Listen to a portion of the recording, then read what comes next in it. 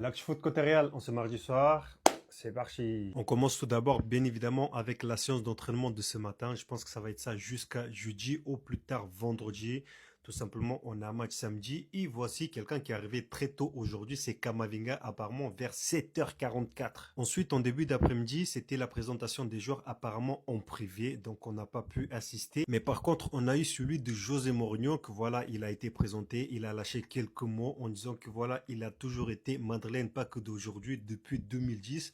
Et que bien évidemment, son objectif, c'est le Real avant tout. Celui qui arrive à Valdebebas pour les entraînements, par exemple, doit savoir que ici, on travaille pour le Real. Et en parlant de travail, José Mourinho, il en a un très important. L'objectif, c'est de trouver une formule pour faire jouer Jude Bellingham et Arda Güler ensemble.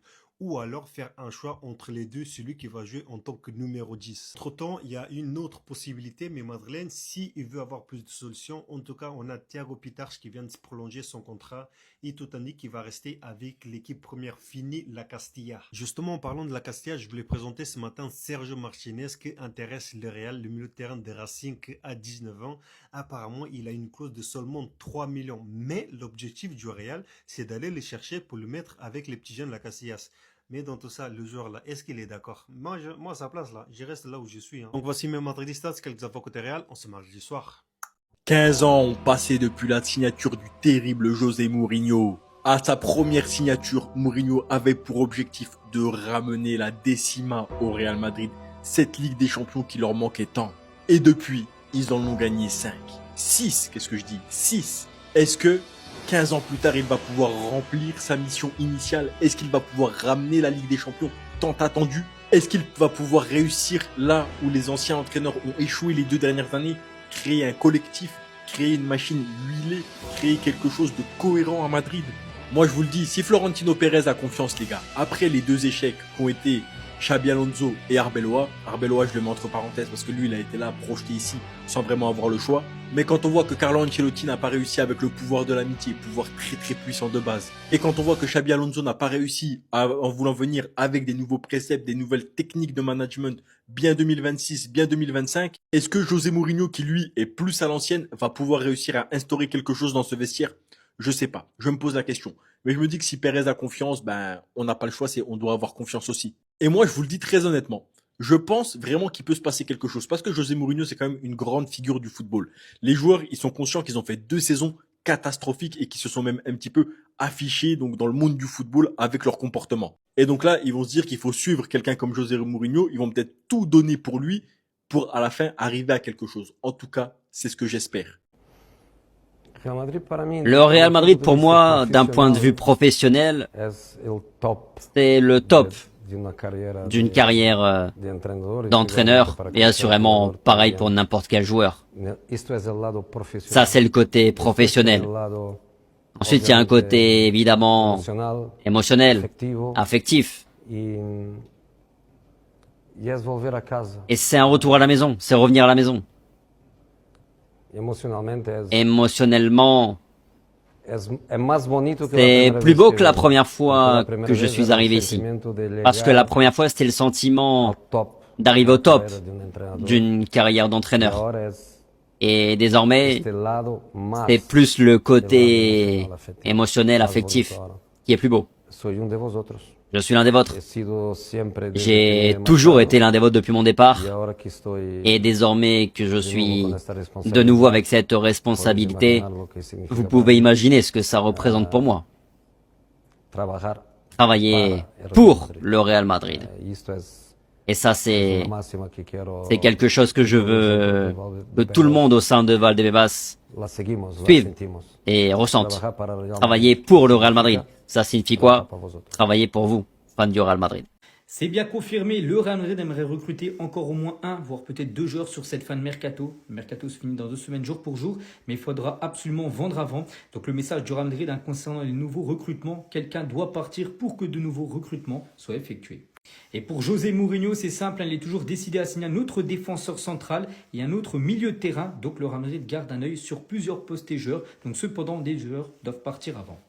Concernant la situation de Hendrick, donc José Mourinho veut Hendrick comme option à la fois sur le côté droit de l'attaque, où il y a pour l'instant Yann Diomandé, et au poste d'avant-centre où il y a Mbappé et Carlos Espi également.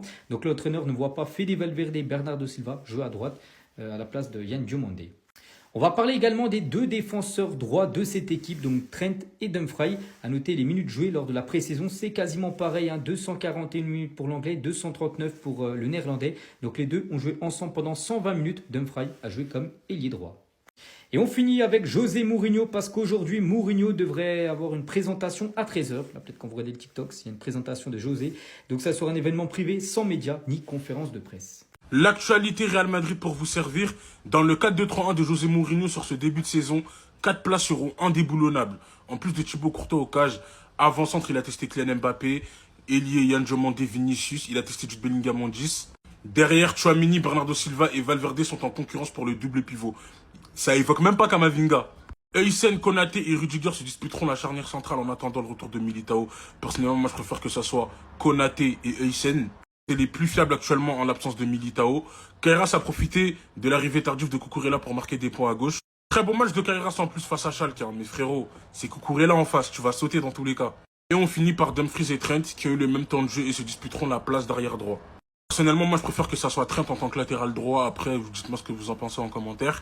Je pense que notre titulaire en 10, ça sera Bellingham. Et puis au vu du statut Arda, désolé, mais c'est impossible de te faire passer devant Bellingham. Si Bellingham ne veut pas jouer plus bas, eh ben tu le mets plus haut.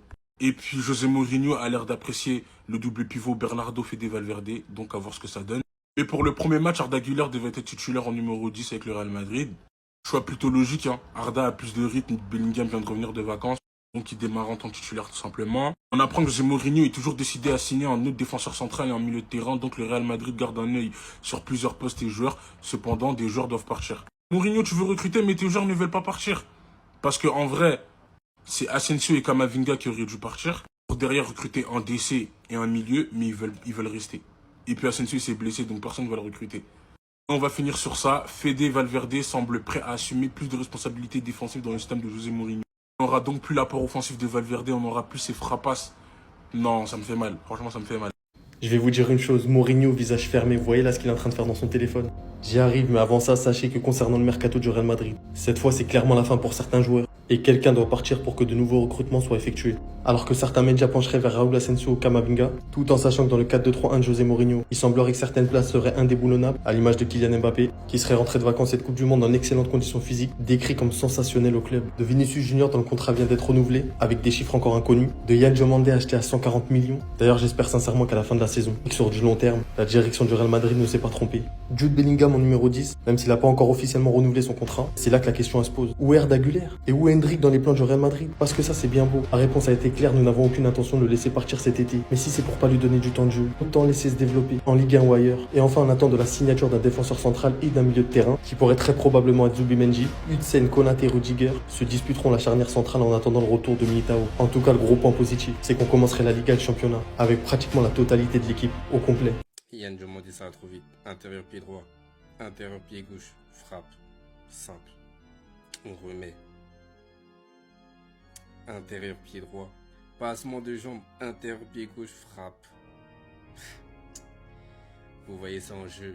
Ah là là, Yann aussi va doucement, c'est des coéquipiers, on dirait des plots. Tu les transformes en plots, t'es méchant. Mais attendez, mais regardez un peu le pied des défenseurs. C'est qui le premier? Konaté. Regardez. Il peut pas. Il a jeté, il peut pas. Dumfries c'est encore pire. T'as l'impression même il va tomber. Ouais, Yann. Là c'est que l'entraînement c'est l'échauffement, c'est tranquille. Certains sont impressionnés mais là pour l'instant il n'y a rien. On est déjà préparé pour la Liga, la Ligue des Champions, les grandes échéances. Vous allez voir par vous-même. Faut pas trop parler, ça sert à rien. On dit Yann Diomandé, faut pas le demander. Qui doit être le numéro 10 du Real Madrid? C'est un débat qui est ultra intéressant et moi je vais vous donner mon avis. Parce que dans le cas de 3-1 que va instaurer Mourinho, il faudra faire le choix entre Arda Güler et Bellingham. Moi je vais vous dire, à l'heure actuelle, dans le contexte actuel, le meilleur numéro 10 pour le Real Madrid, ça serait Arda Güler. Parce que Bellingham, on l'a vu, oui, il a beaucoup de qualités, c'est un joueur qui est très complet, ça on le nie pas. Mais sa principale qualité, cette qualité à la finition, cette qualité de projection, cette qualité où il sent le but et on sait que c'est sa qualité première. Il a goûté ça, il aime ça. Mais dans sa configuration actuelle, il ne peut pas jouer ce rôle-là. T'as un Mbappé devant lui qui vampirise toutes les situations offensives du Real Madrid. Juste, il a rien à gratter en tant que numéro 10. Il va jouer un rôle qui est contre nature parce que bien qu'il ait beaucoup de qualité, il n'a pas la qualité qu'Arda a, ou Arda lui, il a cette qualité où il sent le jeu, il a cette qualité où il se déplace en fonction du ballon. Arda, faut pas lui assigner un poste, il faut lui assigner une zone. Arda Güler, c'est un joueur qui va se déplacer en fonction des mouvements, c'est un joueur qui va se déplacer en fonction des situations, des occasions, c'est lui qui doit être à l'avant-dernière passe, à la dernière passe, c'est ce joueur-là qui pour moi a beaucoup plus d'aptitude dans le dernier tiers que Jude Bellingham, beaucoup plus d'instinct dans ce jeu vers l'avant, là où Jude Bellingham a énormément de qualité et je trouve qu'il est vraiment sous-coté. Moi je vais vous dire un truc, vous prenez pas, je mettrai Arda Güler en 10 dans vraiment cette zone-là avec Mbappé et Vini Diomandé, Bellingham en tant que 8, mais qui n'est pas interdit de faire des dépassements de fonction, qui n'est pas interdit de se projeter, de monter vers l'avant, même de finir des occasions des fois, mais qui n'oublie pas ce rôle de numéro 8 comme à Dortmund ou à Birmingham où il était beaucoup moins un numéro 9-10 qu'un numéro 8 qu'il a été à Dortmund. Moi, d'occuper cette zone-là dans un double pivot, mais quand même, faut pas oublier que c'est un joueur qui a beaucoup de qualité à la projection, qui peut relancer, qui techniquement est juste, il est propre, c'est un joueur ultra complet. En tant que numéro 6, tu as 3 profils. Tu as Silva, tu as Tchouaméni et tu as Valverde et tu as Camavinga aussi. Tchouaméni qui est vraiment, si tu veux bétonner derrière, récupérer des ballons, cette dureté physique. Valverde avec un peu cette même qualité-là, moins fort, mais peut-être plus dans la projection. Camavinga qui réunit ces deux domaines-là où il peut récupérer des ballons, il peut se projeter, mais il récupérera pas aussi bien que Tchouaméni. Il se projettera pas aussi bien que Valverde. Et tu as Silva dans un rôle qui peut être un peu similaire, peut-être beaucoup plus dans la sûreté technique, peut-être beaucoup plus à la relance, beaucoup plus dans l'instinct. Pour moi, il n'y a pas de mauvais choix en tant que tel.